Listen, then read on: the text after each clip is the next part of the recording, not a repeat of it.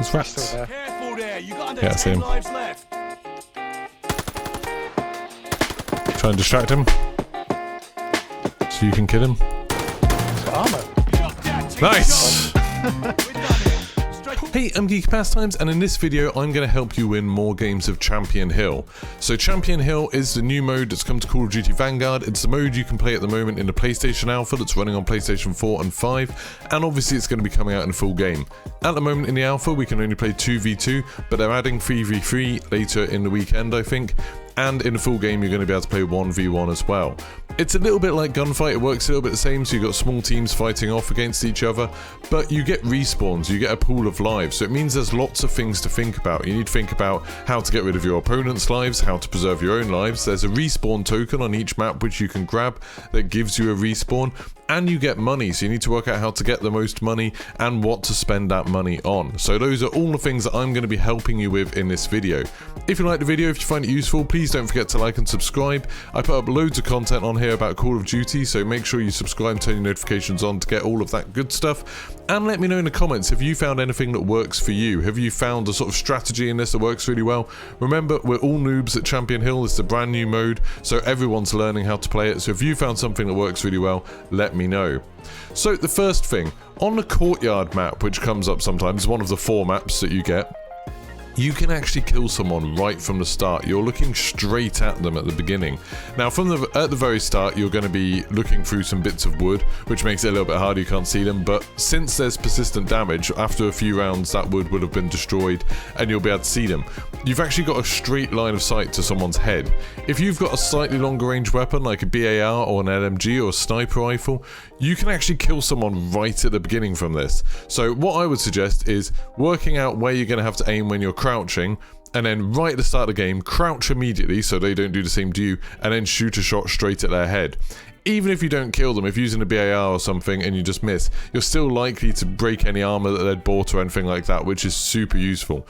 This feels a little bit cheap, it's a little bit sneaky, and I think they might move the spawn positions a little bit so this doesn't happen because it's kind of annoying, but it is incredibly powerful to get that first kill straight off the bat. Now the second tip is to wait to grab the token until you've got a kill. So right at the beginning, normally there's a chance that the other team will be looking at the token, that they'll be camping it, just wanting to see if you run for it, because then they can get an easy kill while they do that. You don't want to be that person, you don't want to be the one that runs out. If you manage to get a kill straight away, if you get a kill early on, then the other player will probably be looking to see where you killed that person from. They'll probably be trying to work that out, it'll take their attention away from the token. So if you're in a team of 2 that's communicating, your other teammate can run out and grab that token. It's a brilliant time to, it's the safest time to probably. This works the other way, that at the beginning it's worth having at least one person in your team looking at that token, waiting to see if the other team do something stupid if they haven't watched this video, and they run out and try and grab it at the beginning. Do remember, if you've already got 12 lives, picking up that token will just get you some money, which I mean is still useful, but you won't get the extra life. So if you've died once, obviously the token counts for a lot more. Each one of those tokens costs $3,000 to buy, so it's a really expensive item. It's worth trying to get the token in every match. Just don't run for it straight away, get a kill and then run for it. Now the third tip is to get a recon plane for your first buy. It's difficult to know what to spend your first $500 on, but a recon plane to me is a bit of a no-brainer. It's incredibly powerful in the first round because no one can afford to get Ghost yet. Ghost is $1,000, no one can afford that. So that means in your very first game, you're going to know where the other team is for the entire game. The recon plane lasts for the whole minute, so you can see all the way through that game exactly where they are. You're not going to be taken by surprise, you're going to be able to see them all the time, which is really, really good.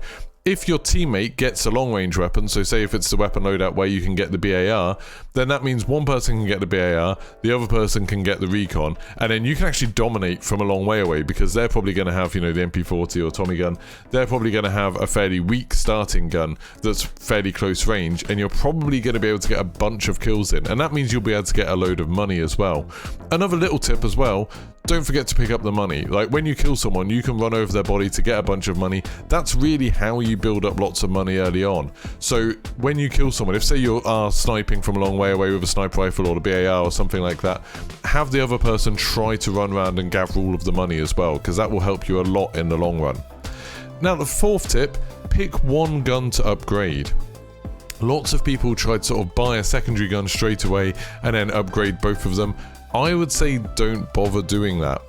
The BAR is a great choice if you're in that weapon loadout, or the MG42 is pretty good as well to buy straight at the beginning. The BAR in particular is sort of usable up close, but it has the range to shoot across all of these maps. Like, there's no sight lines in this that are too far for it. And once you upgrade it, the attachments that you get from upgrading it are really, really good.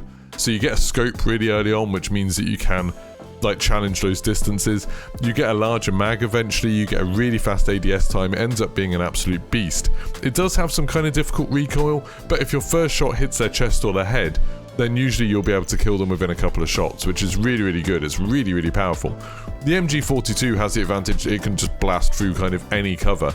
The only problem with the MG42 is you kind of have to mount up. So if you're on a weapon loadout that doesn't have the BAR, I think the MG42 is really, really good. You can spray and pray like when you're really close to someone and it does a hell of a lot of damage. Or if you're shooting from a long distance, just make sure you mount up on a surface so you can control the recoil, and then you can destroy people even if they're behind cover. They're really powerful. Now, the reason I say only buy one gun and level that one up is because hopefully by the time you get to the second half, you're going to be starting to take out other teams. And as soon as you take out your other first team, they drop all of their weapons. And normally, someone will have been upgrading their guns while they're going. It's annoying occasionally, sometimes they're not, and they all just pop out and they're all white. But normally, people will have one of the starting guns, like the MP40 or the Tommy gun, fully upgraded for you, or close to being fully upgraded. So by picking that up, you've now saved an absolute ton of money, where before you would have spent it on upgrading the weapon yourself. Now you've got two well upgraded weapons and you've got a bunch more cash than other people have. So I think that's probably the best play. Obviously there's a lot of luck involved in this. Like, you might end up coming just up against teams who still have a load of lives left. You might end up coming up against teams that you kill and then they didn't actually upgrade any of their weapons, and that's why they've run out of lives. But normally, while we've been playing it, we've been able to get some pretty good guns by doing it this way. Now, the fifth tip is to go into the last fight with a killstreak weapon. A lot of these previous tips have been about saving money and about trying to sort of do things as efficiently as possible. The reason for that is you want to have enough money to get one of the killstreak weapons at the end. I would say they're both really good. I don't think there's one that's massively better than the other. The Death Machine obviously has a lot more range. You can shoot people from across the map, and it is incredibly overpowered. Like, because it's got like these sort of explosive rounds, even if someone's behind cover, you can absolutely destroy them. You'll just keep on getting hit markers. You probably won't see where they are because of all the explosions and stuff, but you'll keep on getting hit markers and you can kill them super easily. It does run out of ammo eventually, but you'll probably get 3 or 4 kills before that happens. The Flamethrower also has surprising range considering how small these maps are, and it seems to just shoot through most cover. It seems to just burn people through pretty much all the cover, and you get some extra armor. The Flamethrower kind of costume protects you quite a lot, so you can get a bunch of kills even if you're not really in cover or anything. I'd still suggest trying to go around the edge of the map and try and find an area where they're not going to be able to shoot you from a long way away, because that's the thing that's going to get you killed. But you can destroy them. Now, these kill streaks do last for quite a long while. So the Death Machine lasts until you get ammo, but even if you die, it keeps on going while you've still got ammo. And the Flamethrower, because you've got a lot of health and it has unlimited ammo, can last the entire round if you're careful. So in that last round, if you've got those kill streaks, if both of you have those kill streaks, you can utterly destroy a team. We've had some games that are over basically as soon as they begin because we had the special weapons. We could destroy them. So those are my tips so far. I've won a bunch of games in this. I've been having a really good time. Like, the more I've played, the more I've been winning games, which is really, really good. Like I said though, if you have other tips, if you've had other things that work really well for you, let me know in the comments. I'd be really interested to see what other people have to say, and we'll get better and better at this.